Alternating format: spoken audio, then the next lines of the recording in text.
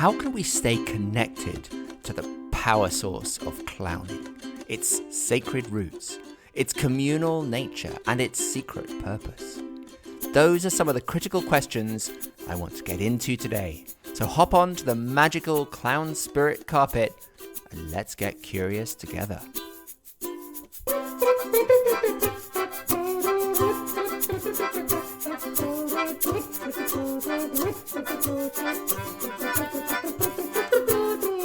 Welcome to the Clown Spirit Podcast. And here's your clowntastic host, Mr. Barnaby King. My goal in this week's episode is to go back to the source, by which I mean clown types that are older and yet still present in some cultures that might tell us something about the essence of clowning, its fundamental roots, which I think we need to be aware of or can really be helpful to think about and sometimes return to strategically in order to reconnect our clowning with its original power source. My conversation today is going to be drawing substantially on a unit from the Clown Connection called the Sacred Source. The Clown Connection is an 8-week course that I crafted about 3 years ago, but was really based on a huge amount of practice and research that I'd been doing into clowning over the previous 10 to 15 years. It really brings in a lot of both academic theory, practical thinking, and also practical exploration, and really draws on this idea of practice as research. So the course itself has this series of 8 units: hunger for revolt, the impulse to help, clown logic, the existential clown, and more. And the very first unit is called the Sacred Source. And the lectures that go along with this course are these half-hour pre-recorded presentations. And what I'm going to be talking about today draws primarily from that first unit presentation, the Sacred Source. The Clown Connection as a course also includes practical workshops.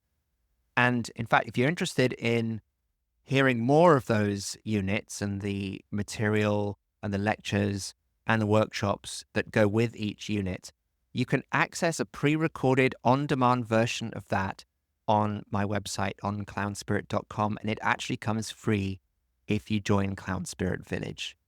I also teach the course from time to time where you can actually be with a live cohort on Zoom, but in real time, doing the workshop and sharing the whole 8-week experience with a cohort of students. If you're interested in finding out when the next one runs, again, take a look at the Clown Spirit website. So let's get into it. Some of the key questions that I want to ask today include: what is the source or the roots of clowning? What does sacred, ritual, and spiritual mean in the context of clowning? What can we learn and how can we benefit from this awareness of the sacred source of clowning? And how can we build on the sacred source of clowning in the here and now to improve our clowning and to keep us connected to its power source? Every restaurant has its own secret sauce. Maybe it's literally a sauce or some kind of recipe that's been handed down from generation to generation, but metaphorically it's come to mean anything that defines the uniqueness of an organization, of a business. So in clowning, we have, instead of a secret sauce, we have what I call the sacred source. It's also the secret of our success. Like the secret sauce, it's a recipe which is closely guarded. It defines our identity. And without it, we are nothing. So this is why it's so important to reconnect with the sacred source of clowning. Now, in fact, if you look at many examples of Native American sacred clowns, there was a sense of secret entities being formed and secret being closely guarded by a particular group of people who were trusted with those secrets. There's a sense of exclusivity. Not anyone could enter those groups. This is true of the Nunlamala fools, for example, of the Kwawakiutl people, and the Quiemshi or Mudhead clowns of the Zuni Pueblo, and also the Kashari and Kachinas of the Hopi. They all operated as secret societies. They were feared, partly because they were thought to have power to cure illness, but also they had the power to mock and humiliate people in the community by exposing their secrets. This is a little bit similar to something that existed in France and in other parts of Europe in the 15th and 16th centuries, sometimes known as the Sociétés Joyeuses, which literally means joyful societies. And in fact, the Zuni clowns are sometimes known as delight makers, so it has a similar connotation. The Sociétés Joyeuses were large societies of fools, continuing the tradition of the medieval Feast of Fools in Europe after that Feast of Fools had been shut down in late medieval and early Renaissance era by the Roman Catholic Church. It became impossible to continue that tradition, but the Sociétés Joyeuses carried the torch, continuing the tradition of fools dressing up as such and parading through the streets, mocking people, inverting normal values, transgressing rules, mocking and critiquing people in authority, in the government, in the church. And a bit like those Native American clown societies, they were greatly feared because they had this kind of very real, tangible power. Ordinary people and the powerful both feared them because it seemed that they had access to some kind of secret information. They knew things about people. But it's not just about other people that they knew things.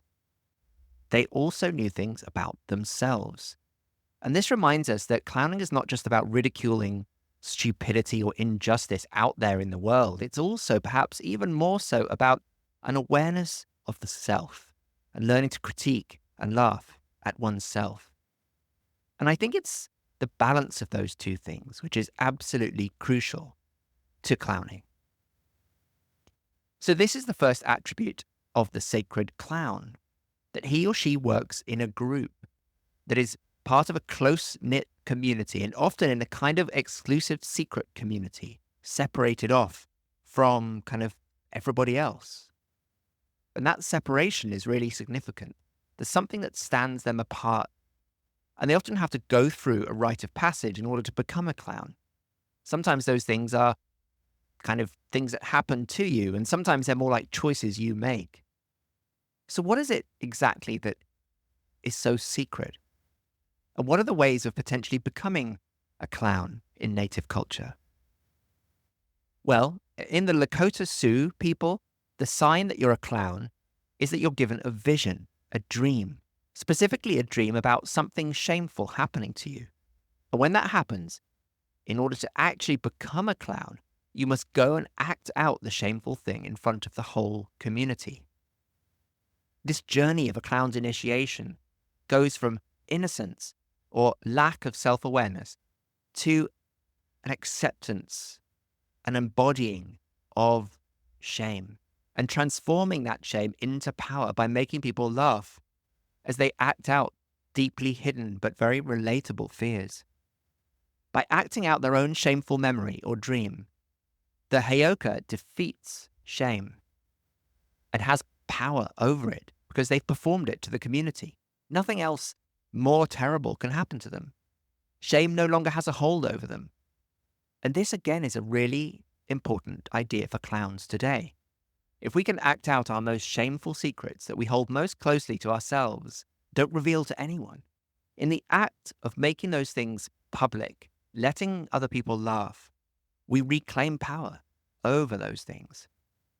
And it's also something that produces great fear in others because they don't have that power. They're still afraid of the shame. But it's a positive fear because it frees us from the bonds of shame. The clown acts it out. You laugh at it. They're redeemed and they're okay. So likewise, you watching that performance are able to feel, I too can have my shame. I can admit it. I can reveal it even just to myself. I can acknowledge it. Nothing terrible will happen to me. I'm okay. So it's a liberating kind of freeing from fear, a reckoning with the truth.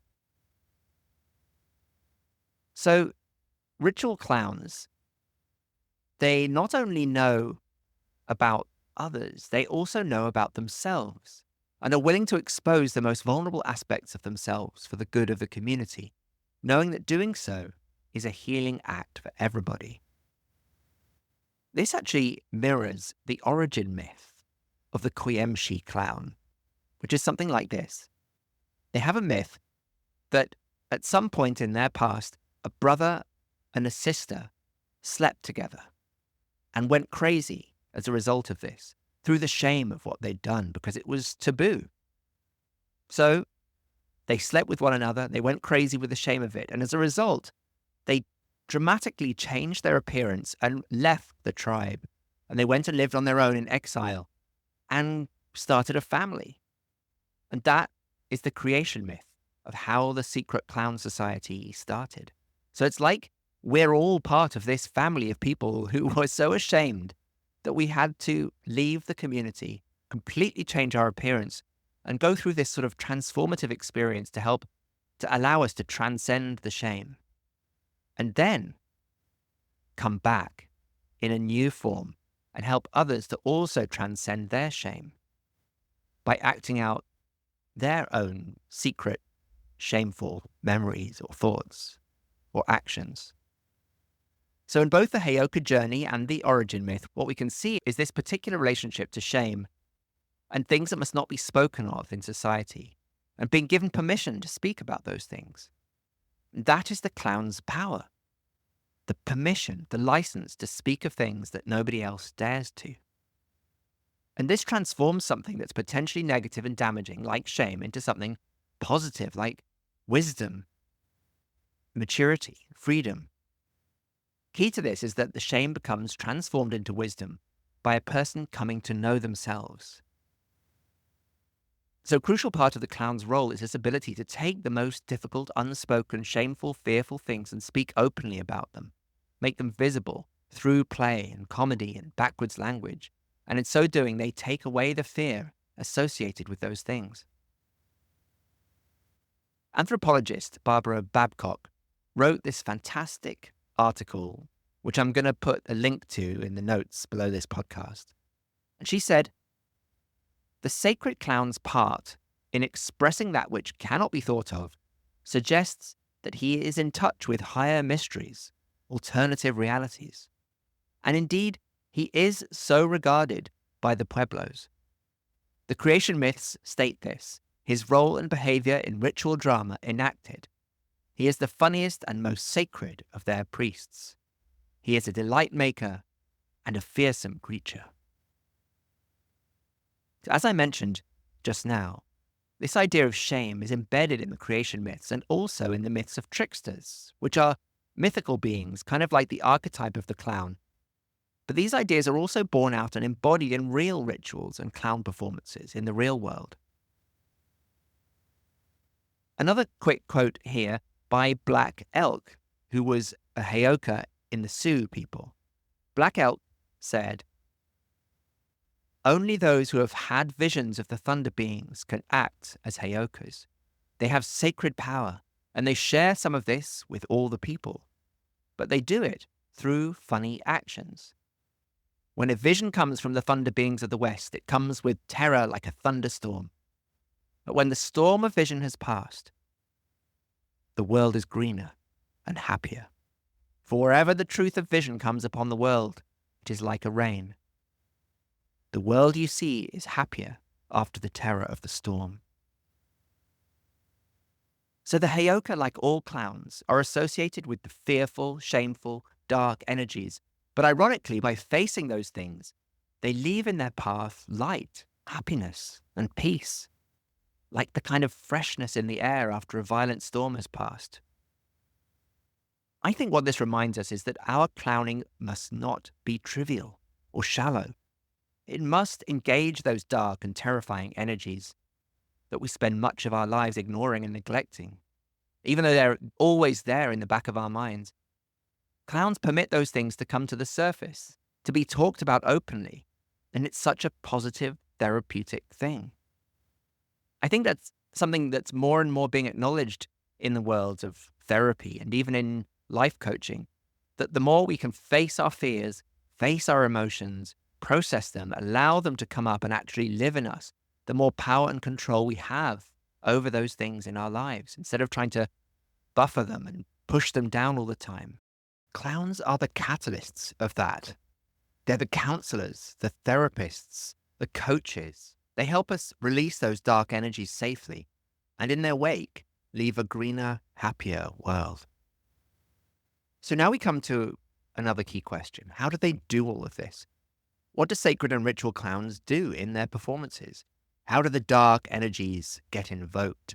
And how is this lightness or this feeling of rain after a storm actually produced? It's important to acknowledge, as I talk about some examples of Native American clowning in a moment, that my information is secondhand, mostly from reading anthropologists' accounts, but also oral accounts of clown ceremonies that I've heard directly from Native people.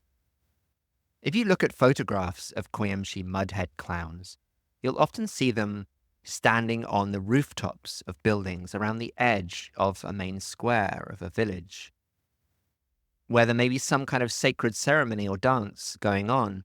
You'll often see them climbing down ladders to come down from those roofs. And accounts mention that they do so in a comically chaotic and acrobatic manner, falling over each other, ending up in a heap at the foot of the ladder. But why do they appear on a rooftop? It makes me think about the kind of distance that clowns need to have from everyday life. It's almost like they're gods up there looking down on the ordinary people. But there's already something comical about this because, well, they're just on a roof, and so obviously human. There's a sense of wrongness, of contrariness about being on a roof. It's just not a place we're supposed to be. This comedy and contrariness continues as they slip and fall and clamber over each other to come down the ladders. The whole descent from the roof to the ground is a not-so-grand entrance, a virtuosic slapstick performance which will cause great hilarity among the audience.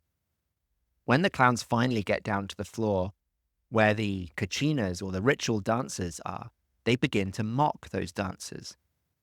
This seems to be a common factor in a lot of Native American clowning, that the clowns are allowed to mock whatever are considered the most serious sacred ceremonies of the tribe. They invert the ritual or enact a taboo. They rip up the rule book. And this is unthinkable for anyone else in the tribe, because these things are so sacred. It's hard for us to imagine such deep play in our own culture because we've lost the tradition of bringing lightness and frivolity to places of worship and government. But if we go back just a few centuries, we do see this in the Roman Catholic Church with, for example, the Feast of Fools that I mentioned earlier, where churches at certain times of year were taken over by drunken revelers. Bishops were dressed up as pigs and paraded through the streets. So in the Hopi Coyamshi example, they do mock the sacred kachina dancers. They do that same dance, but backwards. They try to copy it, but they fail. They fall over. They get in the way of the kachinas. They cause chaos. And then this becomes a sort of ongoing theme for several days through a number of rituals. Sometimes the rituals are very arduous. They go on for hours in very hot conditions. They need a break. They need to stop. They need relief. And the clowns come in and they provide that relief that may sort of help the continuity and the fulfillment of this arduous ritual by providing comic relief. Again, here we can see the parallel with circus clowns, providing some comic relief between these very high-risk, high-tension acrobatic acts. Another aspect of the sacred clowning is that they interact and play with the audience in ways that under normal circumstances might be considered threatening or dangerous or vulgar. They may be throwing corn or grain out into the audience, stealing things from the audience, pretending to urinate, or simulating sex acts with people in the audience, things that would be considered licentious or unacceptable in normal times. They break these taboos. One final element to mention is the element of reintegration. The Coyamshi clowns, after all this craziness and rebelliousness, at the end of the day, or maybe 2 days, water is thrown over the clowns, and it's a moment of purification, of cleansing. a symbolic act that reintegrates those crazy wrong beings back into society, where they somehow become normal and serious again. This is so fascinating. They do everything wrong, but at the end, they are reintegrated back into society. It's like they have learned, they've been healed, they've been subsumed back into the moral fabric of the community. Symbolically, they take us into chaos and imbalance. They show us what that looks like and feels like. But at the end of the day, they also restore order and balance. But why? What's the function or purpose of this seeming power the clowns have to question the most sacred tenets of a society, to throw everything up in the air, but then bring us back to balance again? As a French sociologist of play called Roger Caillois, and he studied the sociological perspectives of play. And he has this very interesting phrase, the sacredness of transgression, which captures this paradoxical idea that transgression, that breaking the rules, can be sacred at the same time. Even though we might think of the idea of sacred and transgression as in opposition with each other. If something's sacred, it means it's above critique or question. It's the most seriously guarded thing in a community. But transgression implies crossing boundaries, breaking rules. Putting these two things together in a single phrase is quite provocative. It suggests that the two are more intimately connected than they first appear. Is the transgression in service of the sacred, or the other way around? Is the transgressive behavior of clowns actually helping us to break out of rule-bound authority structures? Or is it simply reinforcing those structures by showing us the dangers of breaking the rules? According to many anthropologists, all this rule-breaking activity and backwards behavior is actually contained in a kind of dramatic ritual frame and was part of the normal everyday functioning of the tribe. It was necessary in order to deal with and neutralize threatening or rebellious elements, to teach or police the community back into line with the tribe's way of life. And maybe such policing was at sometimes necessary, essential for the survival of the tribe, bringing people in line, back on track. And this is certainly the traditional anthropologist's way of seeing transgressive performances, that the inversion of the rule actually reinforces that rule by example. What happens if we don't? By doing things backwards and then being punished for that, or essentially being laughed at, humiliated, a community learns what we shouldn't do. Another way of seeing sacred transgression is that it's a kind of release, a way of safely channeling people's rebellious energies. When we feel that we want to break the rules, witnessing performances of rebellion can be cathartic. It may soften or even subdue that desire to rebel, remove the threat that our rebellion might pose to the authorities, such as the religious leaders or the government. This kind of perspective in anthropology is sometimes called structuralist or functionalist, seeing clowning and other kinds of carnival and festival as having this very specific social function that has more to do with maintaining the status quo, keeping things as they are, than anything to do with questioning or modifying the existing power structure or ideology. So it seems like this very conservative force.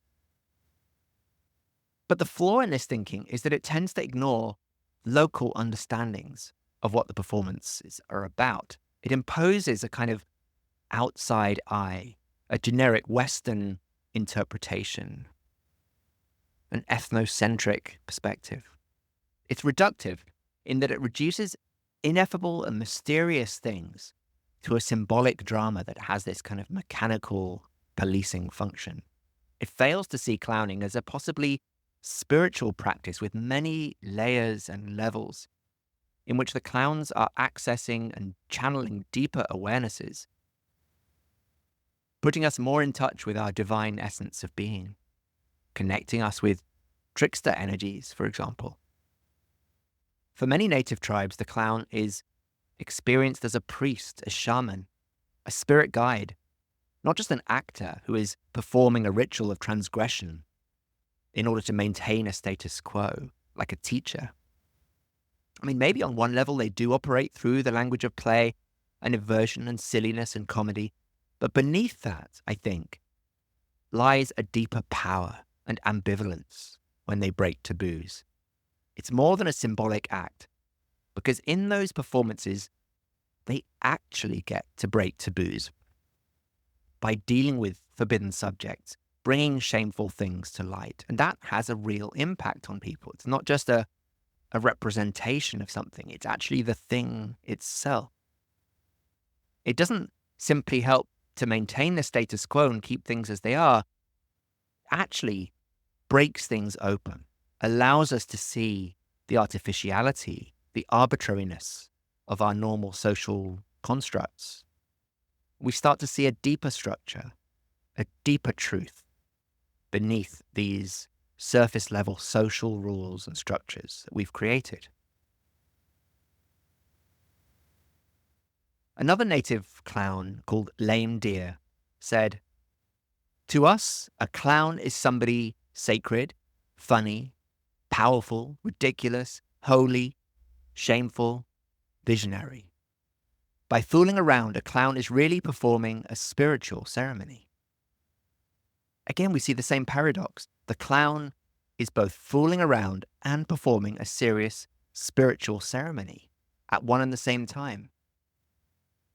Lame Deer continues, "The clown has a power which comes from the thunder beings, not the animals or the earth.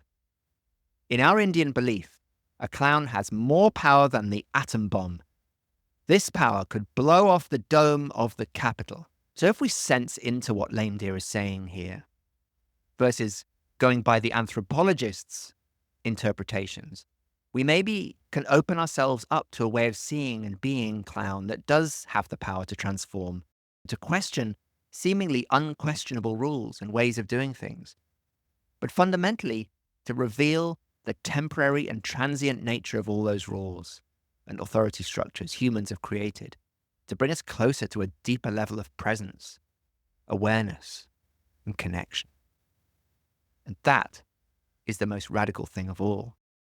I hope that all of that hasn't seemed too academic or too theoretical. If it has, let me leave you with 3 pared down thoughts. First is this idea of a society of fools, the secret source. The idea that clowns operated in groups. We cannot be clowns in our own little bubble. We have to connect with other clowns. We have to think of ourselves as part of a bigger movement with a mission. And the act of connecting with and communing with and cooperating with other clowns is crucial for our own well-being, our ability to sustain ourselves in a world which, let's be honest, doesn't necessarily value clowning very highly. The second thing is that clowns speak secrets, expose lies, but not just the secrets of others, rather their own secrets. They speak about their own shame. They deal with the fear and the shame of life because it's something that everybody experiences, and clowns remind us of that. The third thing is the idea of the calm after the storm. That clowns deal with the dirt, the trash of life, but they bring lightness at the end of the day. There's the dark, but there's also the light. And so in bringing lightness and distance and objectivity, by thinking of yourself as being on that roof, looking down on everyday people and being able to see them for what they truly are, we overcome fear. And crucially, we maintain balance. The 3 takeaways then for us clowns are to stay connected to community, to confront our shame without fear, and to find the distance we need to bring lightness to that everyday darkness. Lucille Charles describes clowns as playing with the fire but never being consumed by it. Having the courage to play with something that is dangerous, but also knowing to keep it at a safe distance. Circus performers who use fire have learned to control it. It's still a dangerous thing that can produce real fear and tension for the audience, but their skill in manipulating the fear keeps everyone safe. They aren't hurt by it, and neither is the audience. Likewise, as clowns, we learn to handle these dark emotions which produce fear and to keep ourselves and the audience safe. I'm going to finish with a thought that gets to the heart of what clowning always needs to be. Not providing answers or certainties, because there are no answers, and there are no certainties in life or in the universe. In the book, The Sacred: Ways of Knowledge, Sources of Life, by Peggy Beck, Anna Walters, and Nia Francisco, there's a chapter on clowning, and they say, by reading between the lines, the clowns make everyone think about things not usually thought about, in ways which people do not usually think, or cause people to look at things in a way which they do not normally look at them. Our job as clowns is to make people look at life differently, to ask questions they wouldn't normally dare to ask, to disturb our settled ways of thinking and looking at the world, and in that sense to bring balance. Because often in life and in the world, things are askew. Things have gone out of balance. And that often happens in our brains as well. Some particular aspect of our thinking starts to gain power in our brains and we lose balance. Clowning brings us back to a state of balance. That is our mission. That is our job. Thanks so much for tuning in this week. I hope that as well as being of intellectual interest, there's something here you can take and use in your own clowning. Support us in our mission of unleashing as many clowns into the world as possible by sharing this podcast with your friends and family, leaving a review, giving us a thumbs up. Everything you do helps us to get more people involved in this transformative world of clowning. Tune in next week, and until then, as always, keep clowning.